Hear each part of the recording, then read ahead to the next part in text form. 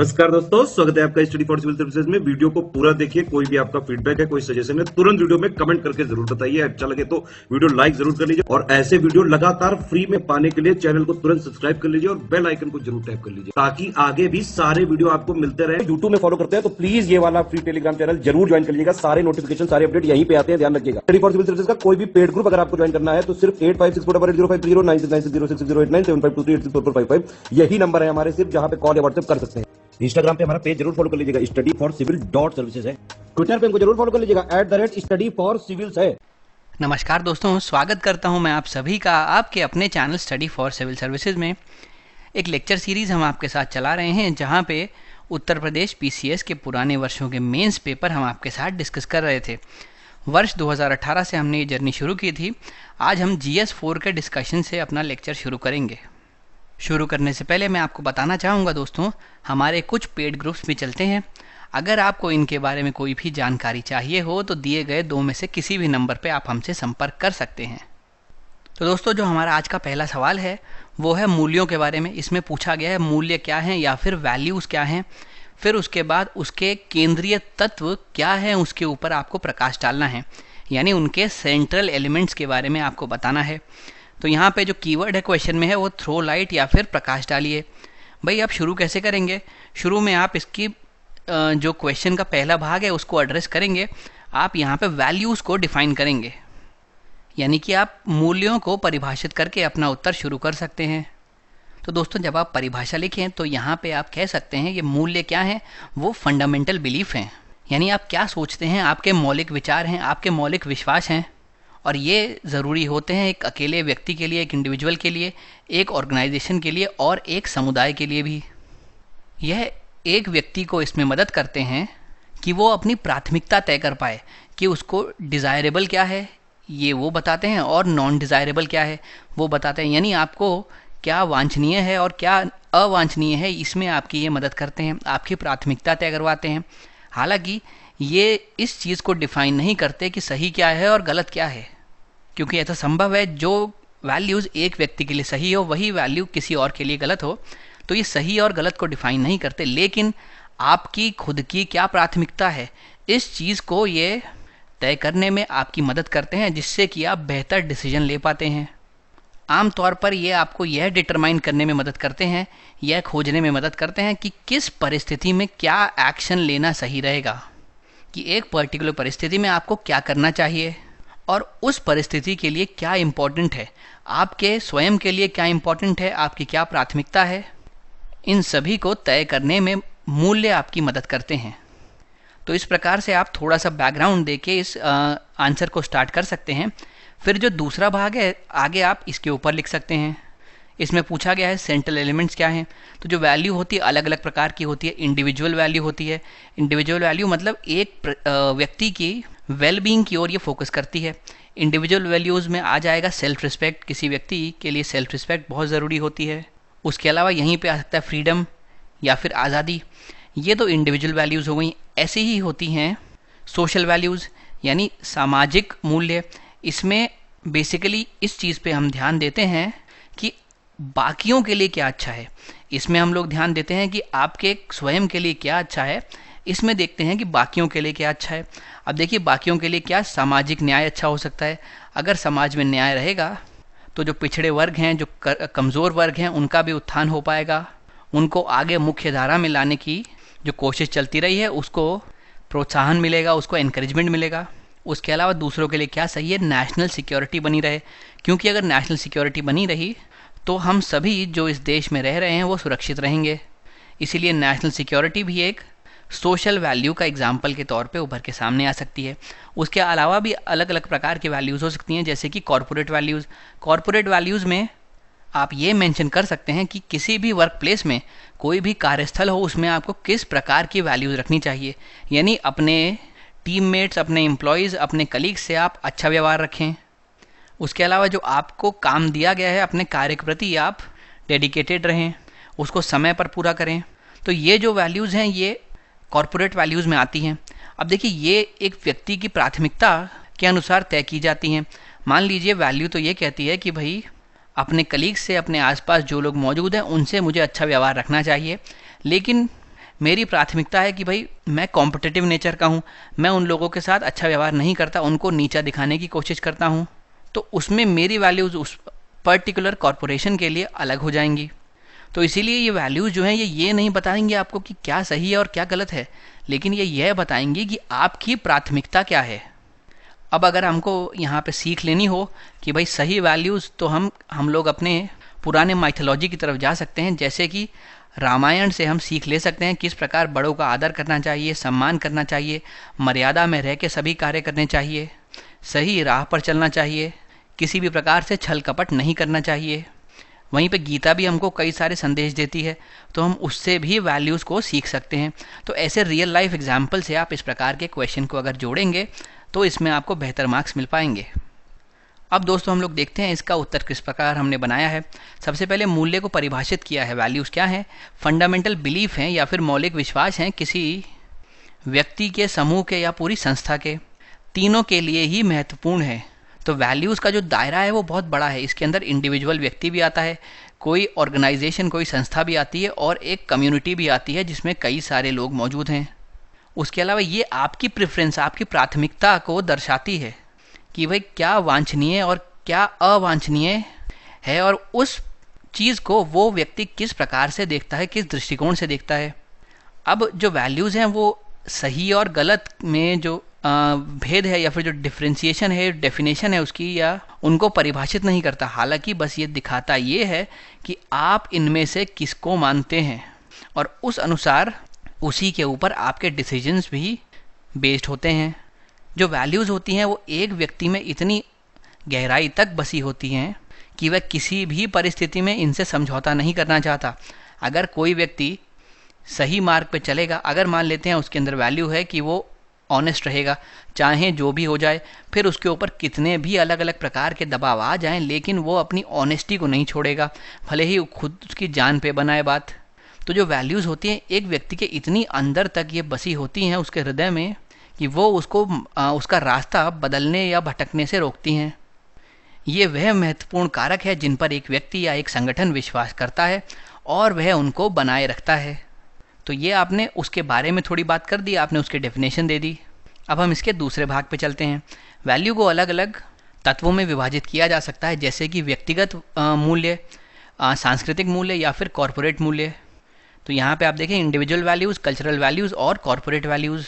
अगर इंडिविजुअल या फिर ह्यूमन वैल्यूज़ की हम लोग बात करें तो इसमें क्या क्या चीज़ें शामिल हैं कि भाई ईमानदार रहना है, स्वाभिमानी रहना है, सच्चाई की राह पर चलना है, समर्पण रखना है अपने ड्यूटी के प्रति, अनुशासन से चलना है, भाईचारा बना के रखना है, शांति की भावना बना के रखना है, सद्भाव और अन्य प्रकार के और कई सारे तत्व जो हमको सही रास्ते पे चलने के लिए प्रोत्साहित करते हैं, उसको हम इन मानवीय वैल्यूज़ में या फिर उन मूल्यों में रखते हैं। उसके अलावा अगर हम बात करें कि कॉरपोरेट मूल्य, कॉरपोरेट वैल्यूज़ क्या हैं, तो वो भी काफ़ी हद तक इन ह्यूमन वैल्यूज़ से जुड़ी हुई ही दिखती हैं। काफ़ी हद तक वो ओवरलैप करती हैं। और इनमें क्या क्या शामिल हो सकता है? भाई अपने कार्य के प्रति ईमानदारी बनाए रखना, निष्पक्ष बने रहना, निष्पक्ष दृष्टिकोण रखना और अपने टीम के काम को और अपनी टीम को प्रोत्साहित करते रहना। तो देखिए जो इसमें निष्पक्षता है, इसमें ईमानदारी है, वही ऊपर मानवीय मूल्यों में भी लिखी हुई थी कि भाई ईमानदार बने रहना, निष्पक्ष बने रहना है, किसी एक के प्रति बहुत ज़्यादा आपको झुकाव नहीं दिखाना। तो काफ़ी हद तक ये दोनों वैल्यूज़ एक दूसरे के ऊपर ओवरलैप करती हैं। जो कल्चरल वैल्यूज़ हैं वो यहाँ पे हम और उसका जिक्र कर सकते हैं आप चाहें तो। उसमें आप बता सकते हैं कि आपको अपने बड़ों का किस प्रकार सम्मान करना चाहिए, जब भी कोई बड़ा आपके सामने आए तो उन्हें झुककर प्रणाम करना चाहिए। तो इस प्रकार की वैल्यूज़ कल्चरल वैल्यूज़ में इम्बाइब्ड हैं। अब अगर आपको इसके बारे में कुछ जानना है, इसको अपने जीवन में उतारना है, तो सबसे अच्छे सोर्सेज, सबसे अच्छे स्रोत आपके पास मौजूद हैं। यहाँ पे हमने भगवद गीता का एग्जाम्पल लिया है। भगवद गीता में बताए गए मार्ग पर चलकर इन वैल्यूज़ को आप आत्मसात कर सकते हैं। साथ में आप रामायण का भी एग्जाम्पल लिख सकते हैं। रामायण हमको सिखाती है किस तरीके से अपने मार्ग पर आगे बढ़ते रहना, चाहे जितनी भी कठिनाइयाँ आएँ, जितने भी संघर्ष आएँ, आपको आगे बढ़ता रहना है। उसके अलावा कुछ भी हो जाए आपको अपनी मर्यादा नहीं त्यागनी है, आपको सदैव सच बोलना है, आपको छल कपट से बचना है। तो इस प्रकार की वैल्यूज़ हमें रामायण से सीखने को मिलती है, भगवद गीता से भी सीखने को मिलती हैं। अब दोस्तों हम चलते हैं अपने अगले प्रश्न की तरफ। यहाँ पे हम लोग नैतिक सरोकारों के बारे में बात करेंगे। और किसके, सरकारी और निजी संस्थानों के, यानी गवर्नमेंट ऑफ प्राइवेट इंस्टीट्यूशंस में क्या क्या एथिकल कंसर्न्स का हमको सामना करना पड़ता है, इस बारे में यहाँ हमको लिखना होगा।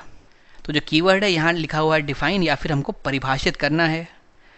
तो आप अब जब उत्तर अपना शुरू करेंगे तो सबसे पहले आप ये समझाते हुए शुरू करेंगे कि नैतिक सरोकार होते क्या हैं, और फिर आप इस डेफिनेशन को नीचे बाकी दोनों चीज़ों से जोड़ देंगे कि नैतिक सरोकार प्राइवेट में किस प्रकार आपको देखने को मिलते हैं और नॉन प्राइवेट सेक्टर यानी सरकारी विभागों में किस प्रकार से आपको देखने को मिलते हैं।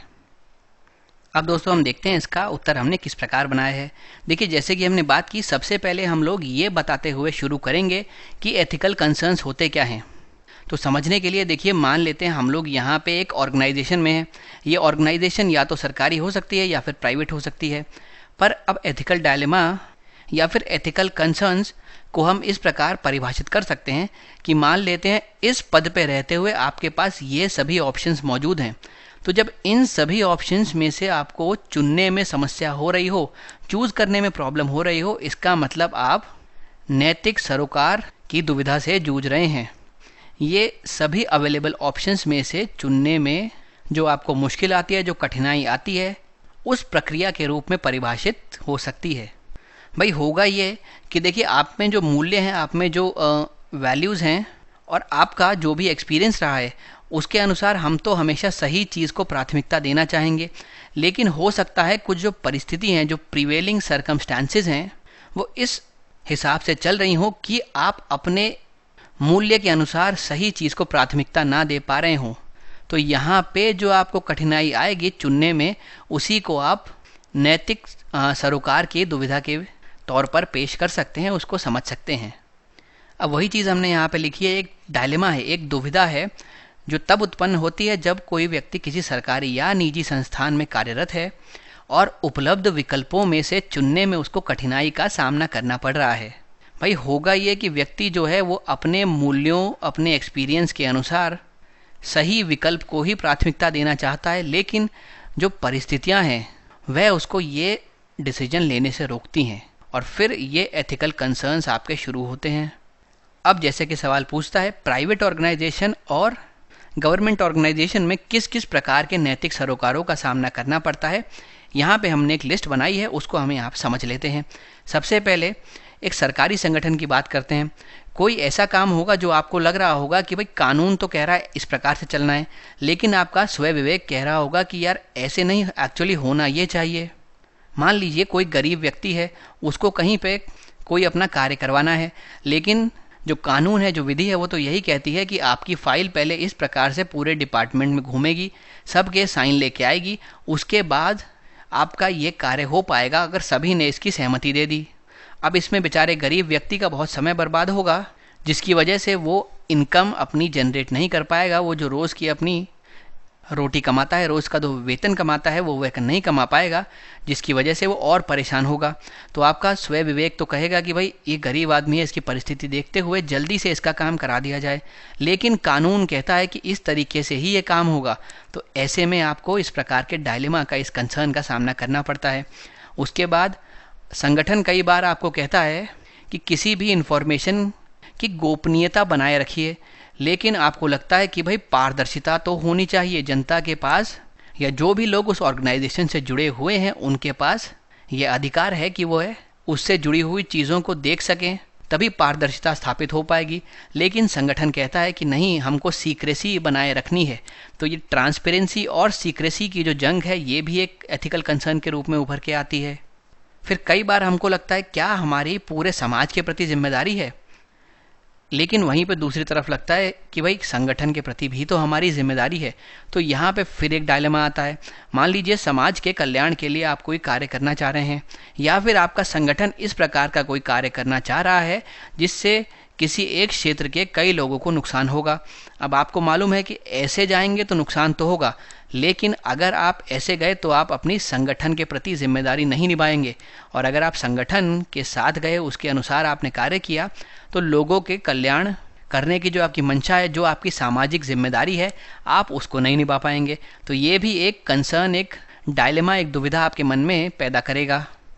कई बार लोगों को लगता है कि भाई मैं जनहित के लिए काम करूं तो सही है या मुझे अपने स्वार्थ के लिए काम करना चाहिए।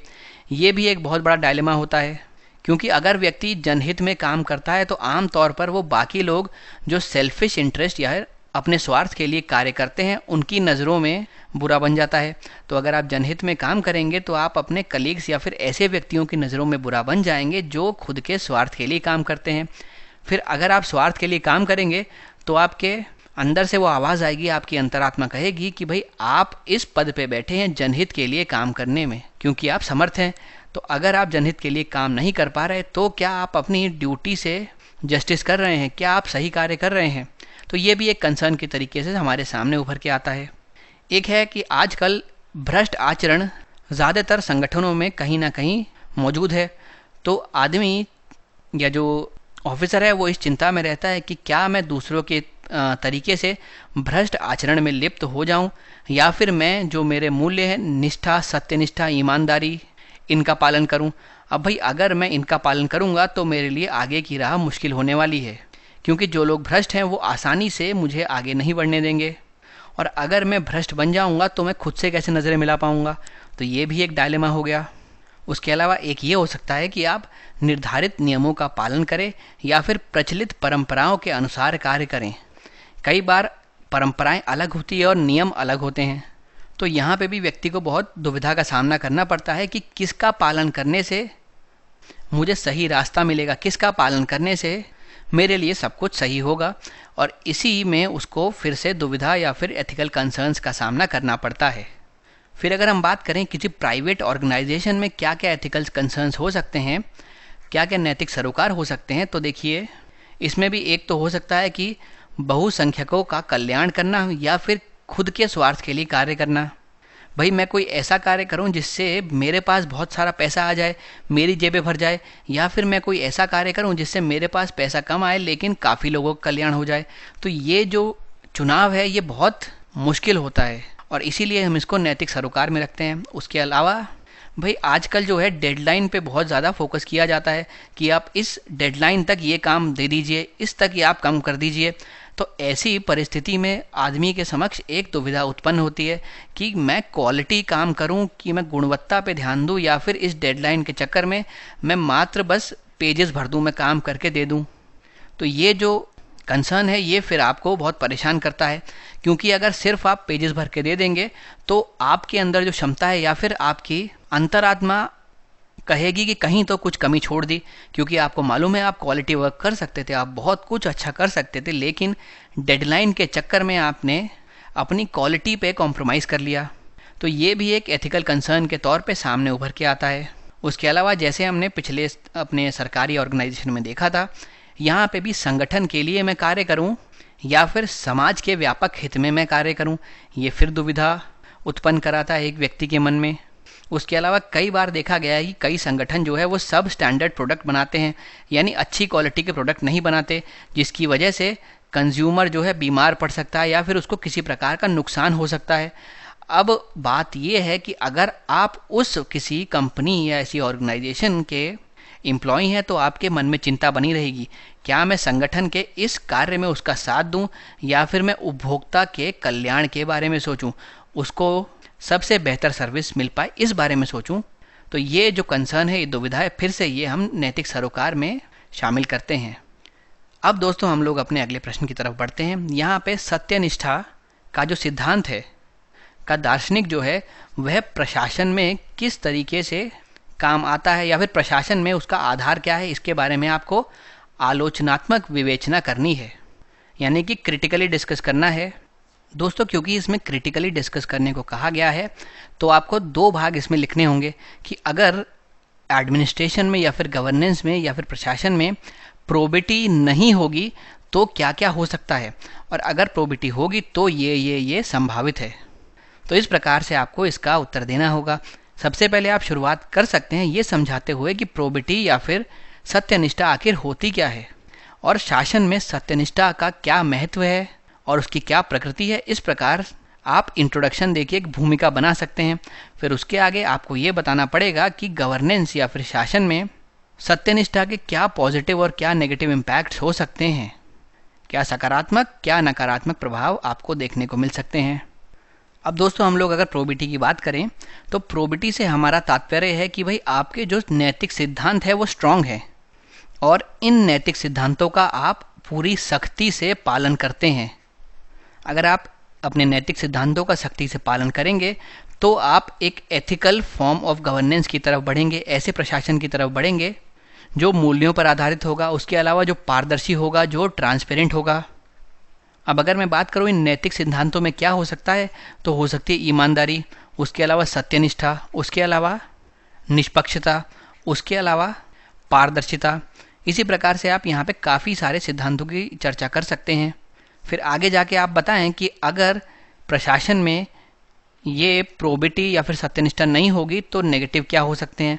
तो नेगेटिव में देखिए आप लिख सकते हैं सबसे पहले तो समाज के साथ अन्याय होगा, क्योंकि आप सत्यनिष्ठ नहीं हैं तो आप समाज के साथ पूरा न्याय नहीं कर पाएंगे, सोशल जस्टिस नहीं मिल पाएगा। उसके अलावा क्योंकि आप सत्यनिष्ठ नहीं है तो आप आराम से किसी से भी इन्फ्लुएंस हो जाएंगे, तो ऐसे में जो पावरफुल लोग हैं वही हावी रहेंगे। और दूसरी तरफ दोस्तों आप लिख सकते हैं कि अगर सत्यनिष्ठा मौजूद है तो प्रशासन में क्या अच्छा हो सकता है। भाई इसमें आप लिख सकते हैं सबसे पहले तो लोगों का भरोसा प्रशासन पे मजबूत हो सकता है। उसके अलावा जो प्रशासन है वो पारदर्शी तरीके से चलेगा, ये सुशासन की तरफ हमको ले जाएगा, गुड गवर्नेंस की तरफ ले जाएगा। यहाँ पे आप सेकंड ARC की बात लिख सकते हैं कि भाई सेकंड ARC ने कहा हुआ है कि अगर हम लोग सत्यनिष्ठा का जो सिद्धांत है उसको बनाए रखते हैं तो करप्शन भी दूर होगा। उसके अलावा जो पूरी प्रक्रिया है, किसी भी चीज़ का जो पूरा प्रोसेस है वो फ्री एंड फेयर होगा। पावर का कोई भी व्यक्ति जो है वो मिसयूज़ नहीं कर पाएगा। उसके अलावा कोई नेपोटिज्म या भाई भतीजावाद इस प्रकार की चीज़ें नहीं देखने को मिलेंगी। जो मेरिट से आगे आएगा वही आगे जाएगा। तो यानी पूरे समाज के कल्याण में, उसके सोशियो इकोनॉमिक डेवलपमेंट में सत्यनिष्ठा एक बहुत अहम भूमिका निभा सकती है। तो दोस्तों अब देखते हैं हम लोगों ने इसका उत्तर कैसे लिखा है। सबसे पहले तो प्रोबिटी को डिफाइन किया है। क्या है, आपके जो मॉरल प्रिंसिपल हैं वो बहुत स्ट्रांग हैं, आपके नैतिक सिद्धांत बहुत ज़्यादा दृढ़ हैं और आप उनका बहुत सख्ती से पालन करते हैं। तो ये आपको ध्यान रखना है। इस चीज़ को वर्णित किया जा सकता है सत्यनिष्ठा के रूप में। अब ये सिद्धांत क्या क्या हो सकते हैं, इंटेग्रिटी, ऑनेस्टी, ट्रांसपेरेंसी, इम्पार्शियलिटी, या फिर यहाँ देख सकते हैं ईमानदारी, पारदर्शिता, निष्पक्षता और सत्यनिष्ठा। अगर ये सिद्धांत आपके अंदर मौजूद हैं और आप इनका अच्छे से पालन कर रहे हैं तो जिस भी चीज़ को आप लीड करेंगे वो अपने आप सुशासन की तरफ ही जाएगी, गुड गवर्नेंस की तरफ ही जाएगी। अगर व्यवस्था में सत्यनिष्ठा नहीं होगी तो इससे समाज में अन्याय होगा। उसके अलावा अगर इसकी अनुपस्थिति होगी तो शक्तिशाली लोग हमेशा व्यवस्था पर हावी रहेंगे, जो ना तो किसी गरीब के हित में होगा ना ही समग्र रूप से समाज के हित में होगा। अगर सत्यनिष्ठा रहती है तो ये प्रणाली की वैधता के निर्माण में मदद करती है। उसके बाद जैसे मैंने बात की, गुड गवर्नेंस में ये इंपॉर्टेंट रोल प्ले करती है, सुशासन में अहम भूमिका निभाती है। अगर सत्यनिष्ठा रहेगी तो उसके तहत भाई भतीजावाद नहीं होगा, भ्रष्टाचार रुकेगा, कुप्रशासन रुकेगा, नीति जो बनेगी वो बेहतर ढंग से बनेगी और उसका क्रियान्वयन प्रभावी तरीके से हो पाएगा। यहाँ पे सभी वर्गों की आवश्यकताओं को पूरा किया जाएगा। तो ये समाज के सोशियो इकोनॉमिक डेवलपमेंट या फिर सामाजिक और आर्थिक विकास पूरे को ही लक्षित करेगा। हालांकि एक बात हम मानते हैं कि भाई कुछ खामियां कहीं ना कहीं हर प्रणाली में मौजूद होती है और उन्हीं खामियों का इस्तेमाल करके कई लोग अनैतिक आचरण की तरफ चल निकलते हैं।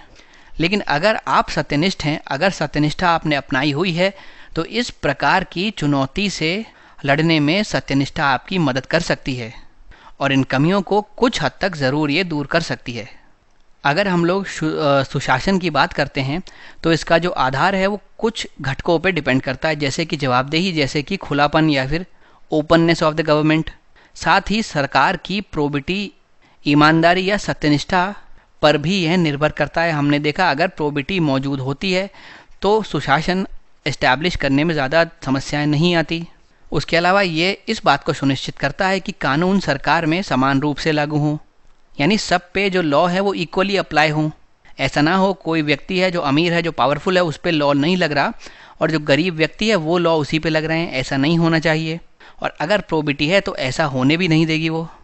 करप्शन कम होंगे, फ्रॉड्स कम होंगे, क्रिमिनलिटी कम होगी और अनएथिकल एक्शंस जो कि सरकार में आमतौर पर आजकल देखे जाते हैं वो भी यहाँ से कम होंगे।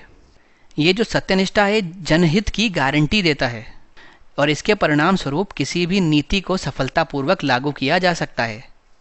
साथ ही अलग अलग वर्ग, अलग अलग सामाजिक समूहों की मांगों को, उनकी आकांक्षाओं को पूरा करने में सत्यनिष्ठा एक अहम भूमिका निभाती है। हालांकि कुछ कमियां जो हैं वो हम यह कहकर यहाँ पे लिख सकते हैं कि हर कोई कानूनी प्रणाली में कहीं ना कहीं कुछ कमज़ोरियाँ, कुछ कमियां ज़रूर होती हैं। हालांकि इन कमज़ोरियों का उपयोग लोग गलत उद्देश्यों के लिए करते हैं और कभी कभी कानून का सख्त पालन करना भी लोगों को पूरी तरीके से एडवांटेज नहीं देता, लाभ नहीं देता। लेकिन फिर भी अगर आप अपने सत्यनिष्ठा पे कायम रहेंगे तो हालांकि आपको समस्याओं का तो सामना करना पड़ेगा, लेकिन आप ओवरऑल जन कल्याण के लिए कार्य करने में सक्षम होंगे और एक गुड गवर्नेंस या फिर सुशासन एस्टैब्लिश करने में सक्षम हो पाएंगे। फिर दोस्तों हम चलते हैं अपने अगले सवाल की तरफ। यहाँ पे गांधी जी के नैतिक और सामाजिक विचारों का परीक्षण करने के लिए हमसे कहा गया है। तो जो कीवर्ड है वो है एग्जामिन या फिर परीक्षण कीजिए। यहाँ आप गांधी जी के अलग अलग एथिकल्स और सोशल आइडियाज़ को डिस्कस करते हुए अपना उत्तर शुरू कर सकते हैं। फिर आगे जाके आपको ये बताना होगा कि ये जो आइडियाज़ हैं ये किस प्रकार से रियल लाइफ में गांधी जी ने लागू किए थे। जैसे कि अगर आप सत्याग्रह की बात करें तो आपको लिखना होगा सत्याग्रह गांधी जी ने किस प्रकार अपने अलग अलग आंदोलन में शामिल किया था और किस प्रकार उनको उसी सत्याग्रह से अपने उद्देश्यों की पूर्ति में सफलता हासिल हुई थी। तो दोस्तों जब हम गांधी जी के नैतिक विचारों की बात करते हैं तो यहाँ पे हम मेनली दो चीज़ों का जिक्र कर सकते हैं। सबसे पहले तो गांधी जी के जो एथिक्स थे वो कहते थे कि दूसरों की सेवा करना ही व्यक्ति का कर्तव्य होना चाहिए और ये जो उनके सिद्धांत है, ये जो नैतिकता है, इसको हम लोग सर्वोदय में देख सकते हैं। जो उनका सर्वोदय का कॉन्सेप्ट है वो इसकी झलक देता है, इसको दर्शाता है। उसके अलावा गांधी जी मानते थे कि सभी लोगों के लिए न्याय होना चाहिए और ये जो अवधारणा है ये देखा जा सकता है उनके सत्याग्रह के कॉन्सेप्ट में। सत्याग्रह की मदद से वो सभी के लिए न्याय लाने की कोशिश करते थे। फिर आप अगर बताएं तो उनके सिद्धांत किन चीज़ों पे बेस्ड हैं, तो ये तो आपको मालूम होगा, सच्चाई पे, अहिंसा पे, सार्वभौमिक प्रेम पे, उसके अलावा सौहार्दपूर्ण संबंध पे और दूसरों की सेवा पे, जो यहाँ पे हमने बात कर ली। तो इस प्रकार से आप सब चीज़ें डिस्कस कर सकते हैं। तो आइए हम लोग एक बार देखते हैं उत्तर किस प्रकार हमने लिखा है।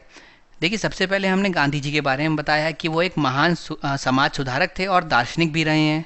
उन्होंने दुनिया के सामने एक नैतिक और सामाजिक विचारों की रूपरेखा रखी थी और यह जो रूपरेखा थी ये उनके स्वयं के जीवन की शिक्षाओं से प्रेरित थी।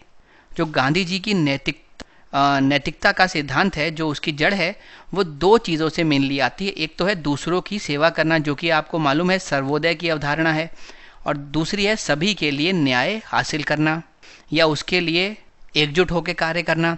यह सत्याग्रह की अवधारणा में शामिल है। उसके अलावा ये सब जो चीज़ें हैं, ये जो कॉन्सेप्ट्स हैं, इनको कहीं ना कहीं गांधी जी ने पॉपुलराइज किया है अपने कुछ एलिमेंट्स पे बेस्ड, यानी अपने कुछ तत्वों के ऊपर। वो तत्व क्या है? सार्वभौमिक प्रेम, सौहार्दपूर्ण संबंध, दूसरों की सेवा और सत्य। तो ये जो चार कॉन्सेप्ट है, इनको गांधी जी ने अपनी नींव माना है। इनके आधार पर गांधी जी ने एक रूपरेखा तैयार की है पूरे जगत के लिए, जिसमें एथिकल और सोशल आइडियाज़ के बारे में, उस प्रकार के आचरण के बारे में बताया गया है। वास्तव में अहिंसा, सत्य, स्वराज और दूसरों की सेवा ही वह आधारशिला है जिस पर गांधी जी ने राष्ट्रीय आंदोलन के दौरान जन समर्थन को इकट्ठा किया, उसको एकत्रित किया। फिर हम कुछ इनमें से एलिमेंट्स को थोड़ा डीप में पढ़ते हैं, जैसे कि नॉन वायलेंस या फिर अहिंसा। गांधी जी के अनुसार अगर अहिंसा की हम बात करें तो वह एक अच्छे होने का भौतिक प्रतीक है। यानी अगर आप नॉन वायलेंस में भरोसा रखते हैं तो आप अंदर से अच्छे हैं, आपका मन साफ है। और यह जो हथियार है, ये ज़रूर आपको ध्यान रखना होगा कि एक मजबूत व्यक्ति का हथियार है। ये किसी कमज़ोर व्यक्ति के बस की बात नहीं है कि वो पेशेंस के साथ सारे कार्य करे और अहिंसा के साथ कार्य करे। आमतौर पे लोग जल्दी भड़क जाते हैं, मारपीट पे उतर आते हैं, लेकिन जो मन से शांत और स्थिर व्यक्ति है, जो एक मजबूत व्यक्ति है, वह ही इस अवधारणा को धारण कर सकता है। उसके अलावा किसी भी सरकार के खिलाफ, यहाँ तक कि मजबूत सरकार के खिलाफ भी यह सबसे प्रभावी हथियार है या एक प्रभावी साधन है। हमने देखा ही इसके बेसिस पे किस तरीके से ब्रिटिशर्स को भारत को छोड़ के जाना पड़ा। गांधी जी ने जो पूरा अपना आंदोलन रखा उसको इसी के ऊपर बेस किया, यही उसकी आधारशिला बनी। फिर ट्रुथफुलनेस या फिर सत्यता, गांधी जी के अनुसार जो सत्यता है ये पुण्य की आध्यात्मिक परिभाषा है और किसी भी व्यक्ति में सबसे महत्वपूर्ण और सबसे पहला जो नैतिक गुण होता है वो यही होता है। तो उनके अनुसार सत्यता जो है वो परम नैतिक मानक है या फिर अल्टीमेट मॉरल स्टैंडर्ड है। फिर उसके बाद साधन या फिर साध्य की जो डिबेट है, मीन्स वर्सेस एंड्स की डिबेट है, उसमें गांधी जी का मानना था अगर आपका रास्ता सही है तो आपको आपकी मंजिल सही प्राप्त होगी। कई विचारधारक ऐसे थे जिनका ये मानना था कि भाई रास्ते या फिर जिस तरीके से आपने कोई चीज़ हासिल की है उस पर कोई फ़र्क नहीं पड़ता जब तक वो चीज़ आप हासिल कर पा रहे हैं जिसके आप इच्छुक हैं। लेकिन गांधी जी ने कहा नहीं, ऐसा नहीं है। अगर आपको ऐसी कोई चीज़ हासिल करनी है, अगर आपने अपना कुछ उद्देश्य साधा है तो जो रास्ता आपको अपनाना है वो भी सही होना चाहिए। अगर आपको कोई एग्ज़ाम क्लियर करना है तो उसके लिए चीटिंग करना या फिर कोई और तरीके से पेपर लीक करवाना सही रास्ता नहीं है। ऐसे में जो इसका आउटकम होगा, जो आप पेपर क्लियर करने के बाद अधिकारी बनेंगे, गांधी जी के अनुसार वो भी ठीक नहीं होगा। अगर आपको पेपर क्लियर करना है तो सही रास्ते से आगे बढ़िए, मेहनत कीजिए, पढ़ाई कीजिए और फिर इस पेपर को क्लियर कीजिए, तो उसके बाद जो आउटकम आएगा वो अच्छा ही आएगा। और क्योंकि आपने इतना कठिन सफ़र तय किया है तो एग्ज़ाम पार करने के बाद जब आप अफसर बनेंगे तो आने वाली कठिनाइयों को आप अच्छे से टैकल कर पाएंगे। अगर इसको हम रियल लाइफ में बात करें तो देखिए, गांधी जी ने नॉन वायलेंस को पूरे टाइम पे अपनी अप्रोच में अपनाए रखा था। उन्होंने कहा कि भाई हमको माना आज़ादी हासिल करनी है, स्वतंत्र बनना है, लेकिन उसके लिए जो रास्ता है वो हिंसा से होके नहीं जा सकता। हमको अहिंसा के मार्ग को अपनाना है, उसके ऊपर चलना है, तो हमारे मीन्स ठीक होंगे। जब हमारे मीन्स ठीक होंगे तो जो स्वतंत्रता है जो कि हमारे एंड है वो भी ठीक ही होगा। फिर सत्याग्रह की अवधारणा, यहाँ पे गांधी जी का ये कहना है अगर सत्याग्रह आपको करना है तो वह समाज के लिए होना चाहिए, खुद के स्वार्थ के लिए नहीं। और सत्याग्रह होता क्या है, आप सत्य को पकड़ के बैठे हैं, आपने उसके ऊपर स्ट्रॉन्ग पकड़ बना ली है। तो अगर आप सत्य के मार्ग पे चलेंगे तो आपको जीत अवश्य ही मिलेगी। फिर हम कुछ और चीज़ों की बात करते हैं, किस प्रकार से महात्मा गांधी ने अपने सभी सिद्धांतों की पूर्ति के साथ समाज के कल्याण के लिए कार्य किए हैं। सबसे पहले वो समाज में जो व्याप्त कुरीतियां हैं उनके खिलाफ साहसपूर्वक लड़ाई लड़ते रहे। उन्होंने हरिजन के कल्याण के लिए कार्य किया, या फिर अगर अपाहिज की मदद की बात करें तो भी वह उसमें आगे बढ़कर मशाल वाहक रहे। वह समाज में व्याप्त गरीबी के बारे में गहराई से चिंतित रहे थे। उन्होंने यह दर्शाया था किस प्रकार से राजनीतिक आंदोलन के बीच में सामाजिक कार्य किए जा सकते हैं। उनके जो कॉन्सेप्ट थे वो ट्रस्टीशिप पे बेस्ड थे या धर्मार्थ कार्यों पे बेस्ड थे। वो कहते थे कि जो अमीर व्यक्ति हैं वो समाज के कल्याण के लिए आगे आएं, अपने संसाधन कुछ लोगों में बांटे जिससे कि सबका भला हो पाए। जो गांधी जी के विचार हैं वे आज तक पूरी दुनिया को प्रबुद्ध करते हैं। वे एक प्रभावशाली प्रेरक हैं और वे सभी के लिए शांतिपूर्ण और सौहार्दपूर्ण भविष्य को बढ़ावा देने की ओर जोर देते हैं। वो एक बेहतर विश्व की ओर हमको बढ़ने के लिए प्रोत्साहित करते हैं। फिर दोस्तों हम चलते हैं अपने 5वें सवाल की तरफ। इस क्वेश्चन में पूछा गया है कि इन तीनों चीज़ों की सिविल सेवा के संदर्भ में क्या प्रासंगिकता है, यानी सिविल सर्विसेज के कॉन्टेक्स्ट में कंसाइंस, स्पिरिट ऑफ साइंस और डिसिप्लिन की क्या रेलेवेंस है। क्या ये सिविल सर्वेंट के पास होने चाहिए, नहीं होने चाहिए, ये चीज़ आपको लिखनी है। इस प्रकार के जो क्वेश्चन है इसमें आपको एग्जाम्पल देना बहुत ज़रूरी है। आप कोई सिचुएशन पकड़ लीजिए और उसके अनुसार समझाइए। अगर किसी सिविल सर्वेंट में इनमें से कोई भाव नहीं होगा तो क्या हो सकता है, और अगर होगा तो क्या हो सकता है। तो इस प्रकार रियल लाइफ एग्जाम्पल से आप इस वाले क्वेश्चन को हल करने की कोशिश करें।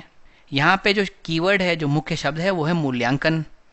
अब भाई उत्तर जो है आपको इसके तीनों भागों को संबोधित करते हुए लिखना होगा। तो आप कैसे शुरू कर सकते हैं? जो भी आप शुरू करें, मान लीजिए पहला शुरू किया, तो सबसे पहले तो इस शब्द को परिभाषित करें, उसका वर्णन करें कि अंतरात्मा क्या होती है, और फिर आप आगे बढ़ के बताएं किस प्रकार से ये सिविल सेवा में इम्पॉर्टेंट रोल प्ले कर सकती है। अब दोस्तों, अगर हम कंसायंस या फिर अंतरात्मा की बात करें तो ये बेसिकली एक ऐसी क्षमता है जो आपको सही और गलत में भेद करने में मदद करती है। यानी आपके आचरण का मार्गदर्शन करने के लिए अंतरात्मा आगे इम्पॉर्टेंट रोल प्ले करती है। तो अगर आपके आचरण का ये मार्गदर्शन करेगी तो ये सिविल सर्वेंट के लिए भी बहुत काम की चीज़ है।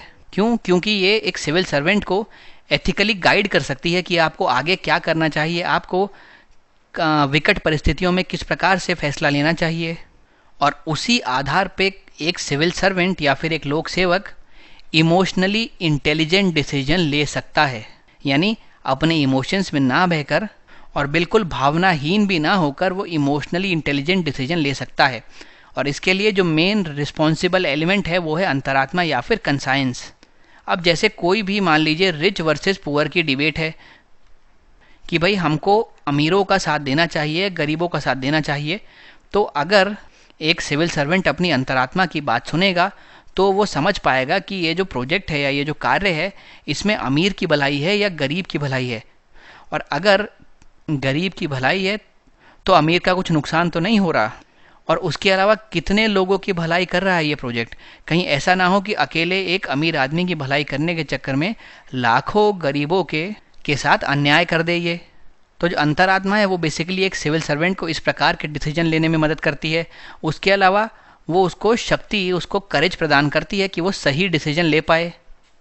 उसके अलावा चीज़ों को सही तरीके से ऑर्गेनाइज करने की ताकत भी वह एक सिविल सर्वेंट, एक लोक सेवक को देती है। अब अगर हम देखें कि हमने उत्तर किस प्रकार से लिखा है, सबसे पहले अंतरात्मा को हमने परिभाषित किया है। हमने कहा है कि किसी भी व्यक्ति को सही और गलत के बीच में भेद करने में उसकी अंतरात्मा मदद करती है। यह वह क्षमता है जो सही और गलत का ज्ञान करवाती है। यह किसी भी व्यक्ति के आचरण के लिए एक मार्गदर्शक का कार्य करती है, और इसी वजह से एक सिविल सेवक के मामले में यह नैतिक मार्गदर्शन कर सकती है। इसके अलावा इमोशनली इंटेलिजेंट डिसीजन लेने के लिए एक सिविल सर्वेंट को ये मदद कर सकती है, ऐसे डिसीजन जो भावनात्मक रूप से उचित हों। अब इसको आप एक एग्जाम्पल के ज़रिए समझा सकते हैं। मान लीजिए अमीर और गरीब के बीच में कोई युद्ध चल रहा है, तो जो अंतरात्मा है, अगर एक सिविल सर्वेंट या फिर एक लोक सेवक उसकी आवाज़ सुन के उसके अनुसार कार्य करेगा तो वह उसे कानून के अनुसार कार्य करने के लिए शक्ति प्रदान करेगी। वो अमीर आदमी से किसी भी तरीके से प्रभावित नहीं होगा, और वो जो भी सही है उसका कानूनी तरीके से निपटान कर पाएगा।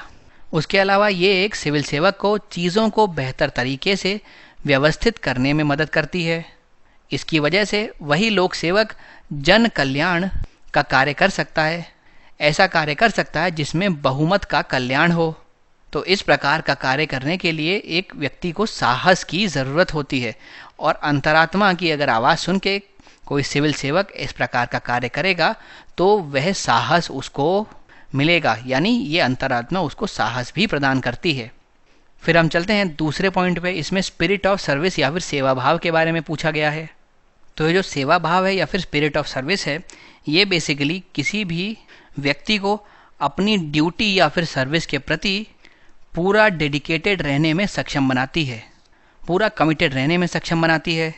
और साथ ही ये जो वह कार्य कर रहा हो इसको सेल्फलेस होना चाहिए, यानी इसके कोई भी स्वार्थी मोटिव्स नहीं होने चाहिए। अब अगर मैं सिविल सर्वेंट की बात करूं तो यह भावना अगर उसमें है तो किसी भी सिचुएशन को वो लव और एम्पैथी से या फिर प्रेम और सहानुभूति से हैंडल कर सकता है, जिससे उसके मन को भी शांति मिलेगी और जिसकी वो मदद कर रहा है वह भी खुश होगा, उसके साथ भी न्याय होगा। तो आप इसी चीज़ को यहाँ पे पढ़ सकते हैं। सेवा भावना किसी के कर्तव्यों के प्रति पूर्ण समर्पण और प्रतिबद्धता को संदर्भित करती है। लेकिन ये आपको कैसा होना चाहिए? ये ऐसा होना चाहिए कि आपको बदले में कुछ अपेक्षा ना रहे। सेल्फलेस होना चाहिए, इसमें सेल्फिशनेस नहीं आनी चाहिए। अगर ये भावना एक सिविल सर्वेंट में, एक लोक सेवक में मौजूद है तो वह किसी भी नीति को प्रभावी ढंग से लागू कर सकता है। उसके अलावा समाज के जो कमज़ोर वर्ग हैं उनके प्रति वह प्रेम व सहानुभूति रख सकता है, करुणा रख सकता है। और अगर वह व्यक्ति, वह लोक सेवक इस तरीके से काम करेगा तो उसको भी मानसिक शांति मिलेगी, जिसकी वो मदद कर रहा है वो भी खुश होगा। और अगर पूरे प्रशासन की बात करें तो भ्रष्टाचार कम होगा, कुप्रशासन भी कम होगा। तो काफ़ी चीज़ में ये मदद कर सकती है हमारी, और उन्हीं सब चीज़ों को आपको यहाँ पे एग्जाम्पल के ज़रिए समझाना है। फिर हम बात करते हैं डिसिप्लिन या फिर अनुशासन की। अगर दोस्तों हम लोग डिसिप्लिन की बात करें तो इसका जो अर्थ होगा वो होगा नियम के पालन करने के संदर्भ में। मतलब एक व्यक्ति अगर नियम का पालन करता है तो हम कहते हैं कि वह डिसिप्लिन में रहता है, वह डिसिप्लिन्ड है। ये एक सिविल सर्वेंट में भी वाइटल ट्रेट होना चाहिए, क्योंकि ये हेल्प करेगा उसको अपने कार्यस्थल पे सिंक्रोनाइजेशन बनाए रखने में। और इस प्रकार से अगर काम में तालमेल वह बनाए रख पाएगा तो बेहतर रिजल्ट्स दे पाएगा।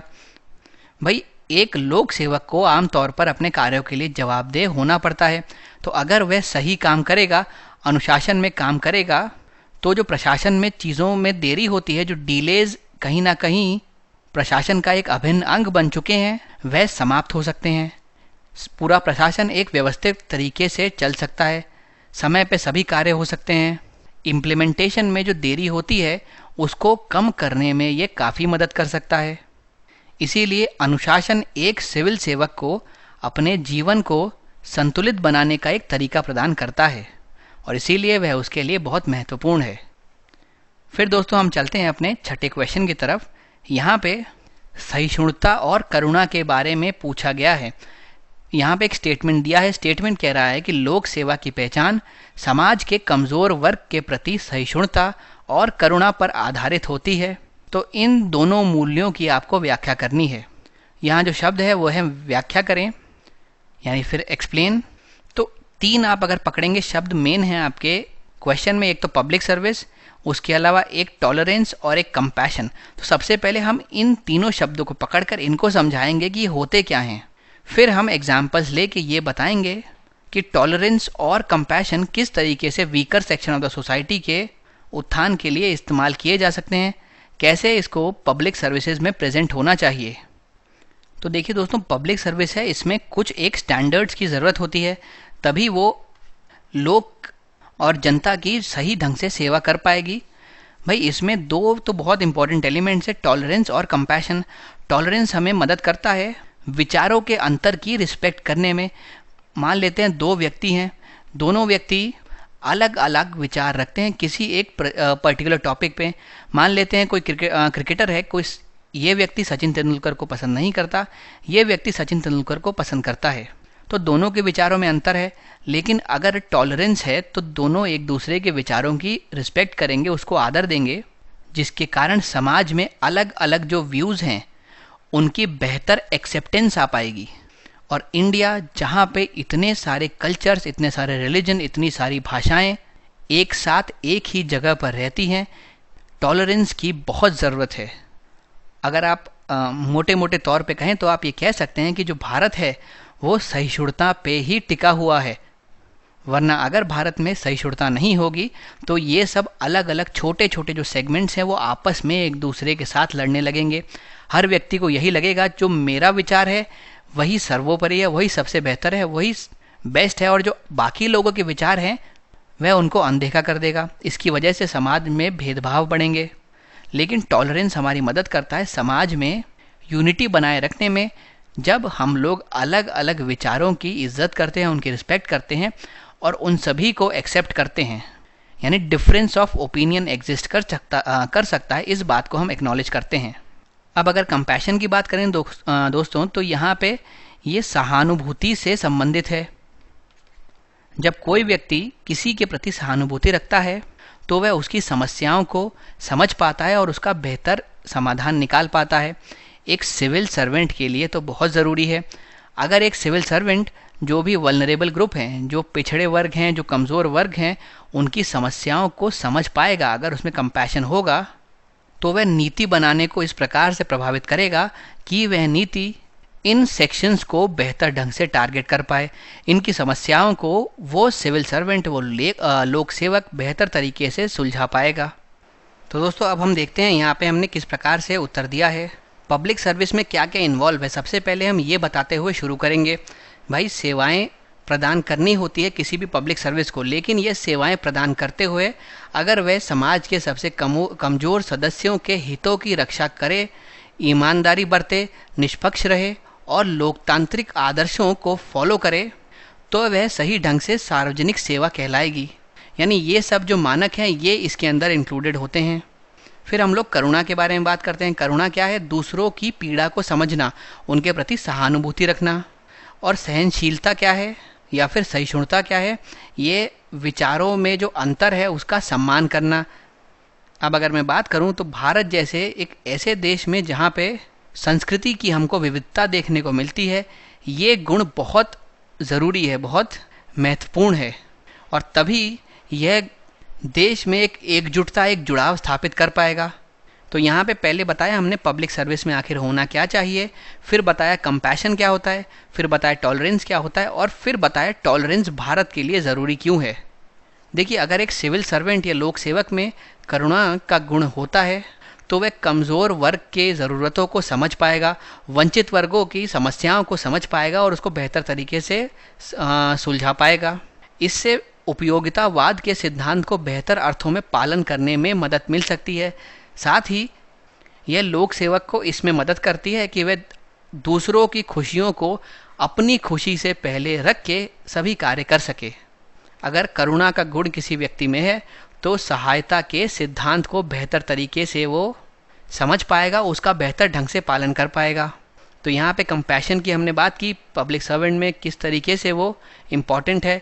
ये यूटिलिटेरियन प्रिंसिपल को फॉलो करने में मदद करता है। ये हमको मदद करता है कि हम अपनी खुशी से पहले दूसरों की खुशियाँ देखें, उनको रखें और उसी अनुसार कार्य करें। और ये जो सिद्धांत की हमने बात की, इसको तभी बेहतर ढंग से फॉलो किया जा सकता है जब कोई व्यक्ति करुणा के साथ कार्य करेगा। अब अगर टॉलरेंस की बात करें तो एक सिविल सेवक में अगर टॉलरेंस होगी तो वह अलग अलग व्यूज़ को, अलग अलग मतों को समझ पाएगा, उनका सम्मान कर पाएगा और उनके अकॉर्डिंग जो भी सबसे ज़रूरी चीज़ उस समय होगी उस पर एक क्विक डिसीजन ले पाएगा। यह त्वरित कार्रवाई में मदद करेगा, क्योंकि आप समझ चुके हैं कि लोगों में अलग अलग ओपिनियन, अलग अलग सोच, अलग अलग व्यूज़ रह सकते हैं, एग्जिस्ट कर सकते हैं। तो जो भी सबसे ज़रूरी होगा इस समय के अनुसार हम उसी पे जल्दी से एक्ट करेंगे। टॉलरेंस से ये भी होता है कि लोगों के बीच में बातचीत बेहतर हो जाती है, डायलॉग हो सकते हैं। भले ही लोगों में अपोजिट व्यू पॉइंट्स हों फिर भी वो साथ बैठ के बात कर सकते हैं अगर दोनों में ही टॉलरेंस हो। और अगर ये दोनों ही गुण यानी करुणा और सहिष्णुता एक व्यक्ति में आ जाए तो नागरिकों तक सेवाओं की पहुंच बहुत बेहतर बनाई जा सकती है, सरकार को और ज़्यादा नागरिक केंद्रित बनाया जा सकता है। तो दोस्तों, अपने इस लेक्चर में हम यहीं तक के क्वेश्चंस का डिस्कशन रखेंगे। आने वाले लेक्चर में इसके आगे के सवाल मैं आपके साथ डिस्कस करूंगा। पूरे लेक्चर में आप मेरे साथ बने रहे, इसके लिए मैं आपका धन्यवाद करता हूं।